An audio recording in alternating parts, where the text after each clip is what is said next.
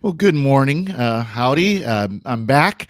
One thing about doing this live stream thing is getting used to doing it on a regular basis and figuring out my schedule and stuff like that. So it's going to be hit or miss until I kind of get a pattern down, but I enjoy doing this. So I'm going to keep doing it. It's just, yeah, figuring out when. When am I going to do it, especially on busier days like the weekends? Maybe what I need to do is commit like some YouTubers, especially video game streamers on Twitch and YouTube that do every day without fail. They're going to go live, even if it's for 15, 20 minutes, and they're just going to do it every day. And maybe I need to commit to doing that. Just I'm going to get on some point. It might be just sneak in a couple of minutes after as I'm waiting for the bulletins to finish printing or whatever it happens to be. So anyways, I am planning on keeping going with this. Like I said, I enjoy it a lot, and I want to keep doing it. And I hope you enjoy watching it. I hope I know we've had some people subscribe to my channel. Welcome, thank you. I do want to kind of do that and thank those who are subscribing to this channel, my YouTube channel, and to watch his live chats, whether it is live. And again, the chat forum is open, the live chat is open, and I want to hear what you have to say. But also those who will watch later and leave comments and so on. I do appreciate it. So please do continue to let me know what you think and maybe what you want to hear me talk about during these chats. One thing I want to talk about is this morning I was kind of struck by the first reading. Now, I like the book of Maccabees. It's one of those, the two books of Maccabees are very interesting books because there's a boldness to the Maccabean faith. And it isn't a very important element in the history of Judaism, in the history of the people of Israel, where the Greeks were overthrown and eventually the Romans came in and the Roman Empire took over. It's kind of the last step in salvation history before our Lord coming to being born under the Roman Empire. But this reading is particular is one of those that really strikes me. It's about Eleazar, who was a scribe. He was an elder. And he was very highly respected. So when the Greeks were forcing the Jews to eat pork, which of course is against the Mosaic law, it's against kosher, he refused. And some of his friends and some of his allies and people who were, who were well known to him tried to encourage him to do it, and he absolutely refused, willing to give his life instead of violate God's law. And what struck me about it was a reminder of the book, The Power and the Glory. Let's see if I can hold it here so you can actually, there you go. We read this at seminary. This is obviously my copy from seminary. And it's much the same kind of story, but it's got a difference to it. Eleazar was a foremost scribe, is how it describes it in the reading today. He was highly respected. He was, an elder in the community, if you will. Power and the Glory is different on the aspect of the main character is known only as a whiskey priest. He is a Catholic priest, but he's only known as a whiskey priest, which kind of tells you his affiliation with alcohol, shall we say. He was drunk through most of the book. And the book is set in a time when there was persecution in Mexico. If you know the history, which I know just very little, I probably should learn more, among other things in history need to learn. But if you know the history of Mexico, like I said, the little I know, there were civil wars throughout late 1800s into early 1900s. That's where you hear like Pancho Villa is a hero of some of that. And with these civil wars and following, the church faced great persecution. And it became illegal to be a priest in some places. Where a priest could not serve, as I understand it, I don't know if it's changed, but there was a point not that long ago where priests couldn't even show up in the collar. Religious couldn't wear their habits. I think that's since changed. Someone who's either from Mexico or has been there and understands it better, please let me know.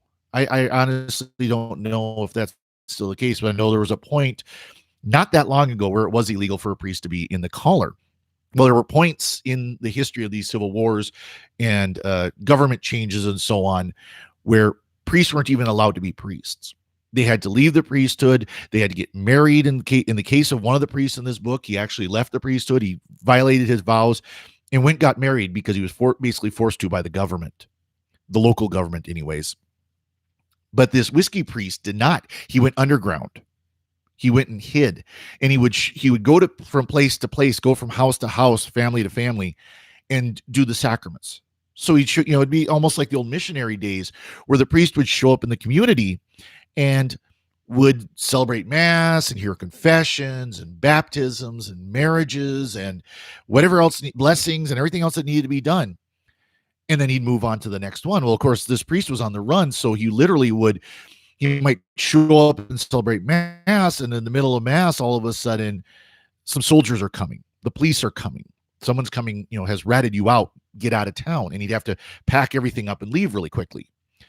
And it talks about how I remember where he hadn't been praying the breviary because he had lost his breviary. He basically had to run one night and the breviary got left behind. Things like that. He's not a good character. That's the funny part is he's not a sympathetic character. Not like Eleazar on the readings, the first reading today. He's kind of a despicable character, but he's a faithful priest. Yes, he's a sinner. Yes, he is a drunk. Yes, he's not keeping his vows to pray the breviary and so on and so on.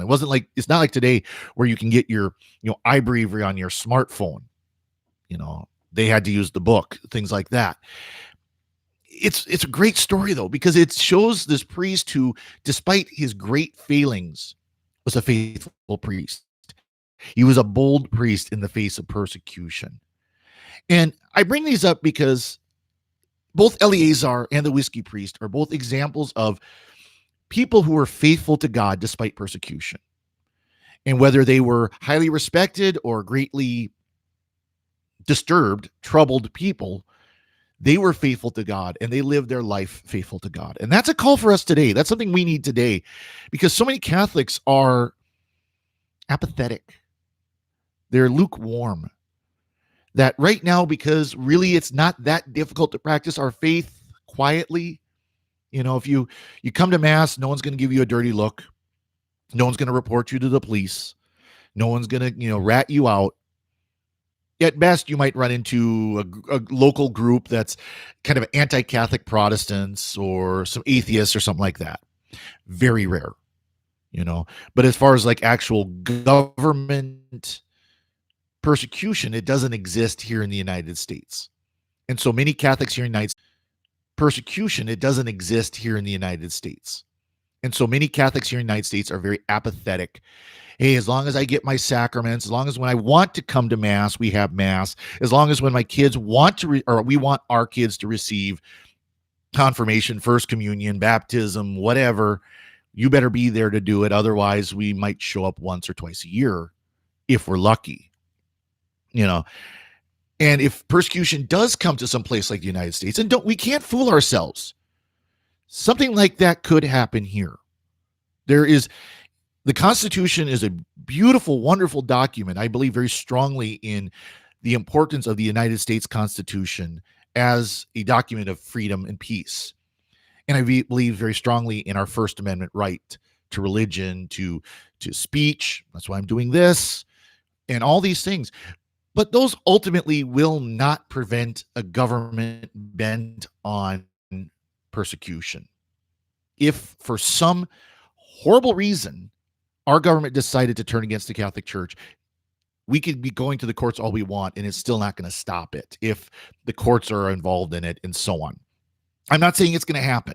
I'm just saying it could. And if you get a question of that, look at the Little Sisters of the Poor. They're just trying not to provide contraceptives on their health plan. And they're being constantly attacked by the government. The government is constantly trying to force them, even with court cases that have gone in their favor. As soon as those court cases were done, there was another raft of lawsuits against them by other places. So we can't assume that we can live our lives as Catholics without ever seeing persecution. And persecution isn't always the government. It could be local as well. It could be just local groups and so on. So, I mean, that's, I don't want to sound morbid, but it's something we need to be aware of, because if that happened here, would we be like the priest that gave up? Would we be like the people? Because there are plenty of people in this book who gave up. They either just faded away, or worse yet, started working with the government. They were part of the revolutionaries who were fighting against the Catholic Church.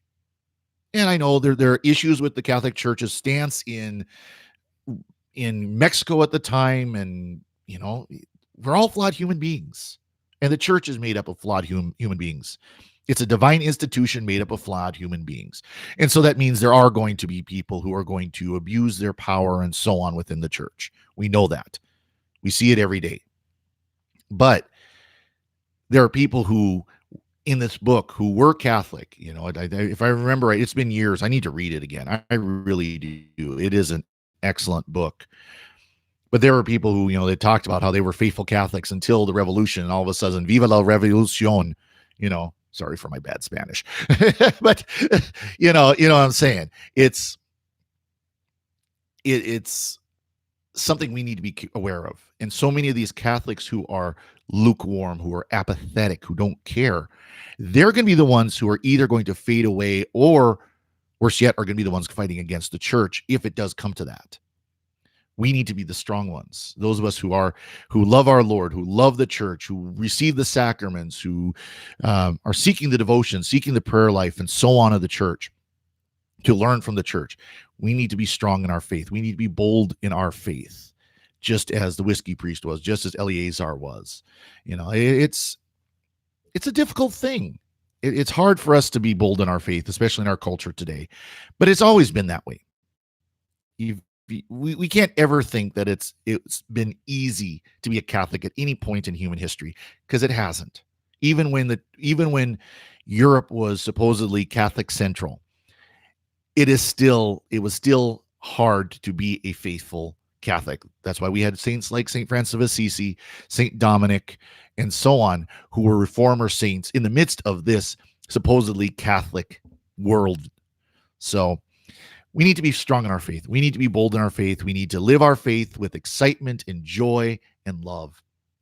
And,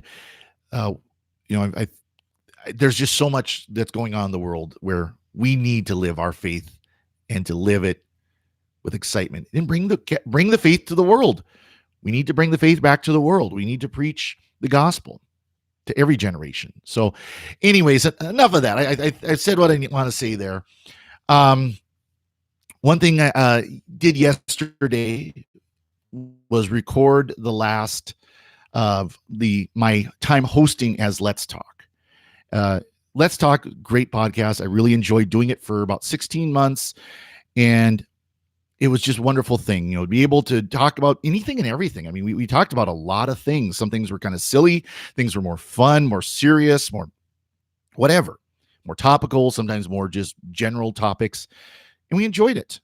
But unfortunately, because of my schedule, sitting down to record and edit a podcast every week is kind of difficult, especially one that's scheduled, because it's with other people. The nice thing about doing these live streams, and why I'm doing these live streams, is because I can do them whenever I want. I can sit down like right now, it was 10 o'clock, 10:15. I sat down and said, okay, I've got time. Let's do it. With Let's Talk, it was scheduled because there are other people involved. They were coming up with topics. I'm not the most creative for coming up with topics sometimes. So we recorded that last night. Don Bettinelli, the CEO of SQPN, and I recorded it last night, and then it's been posted today. And I hope people will go take a listen to it. It's pretty much an advertisement for other programs on SQPN, other podcasts. We've got great podcasts we do there. We enjoy doing them, and they're a lot of fun.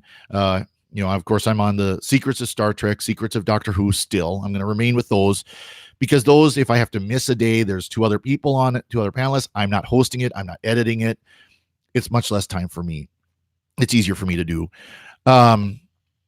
There's, American Catholic History, which is extremely interesting. I encourage people, if you haven't listened to that one, go check out American Catholic History podcast on sqpn.com. It's excellent. It's really good. They're short. They're 10-minute podcasts. Very well done. Lots of very interesting topics about figures and places in American Catholic history. So go check it out. Catholics of Oz. We got our Australian brothers and sisters who are doing a great job. I enjoy listening to their show as well. If they happen to watch, howdy y'all. It's cold up here. I'm sure you're nice and warm down there. It's just wonderful wonderful shows on SQPN. I just can't keep doing Let's Talk. So hopefully soon we'll find another host and they'll be able to take over as host of Let's Talk sometime in the future. Don't know when. We're putting it on hiatus for a while until we can do that. But this also gives us a chance to think about it, because one thing we want to do is the live streaming. We've wanted to do it for a while.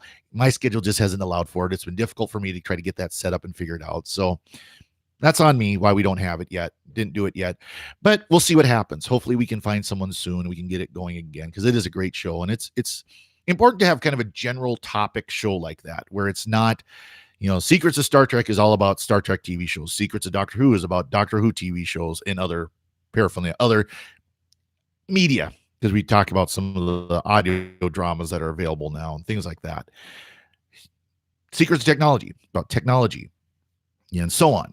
But to have just a general topic, whatever we want to talk about, whatever we think the community might be interested in.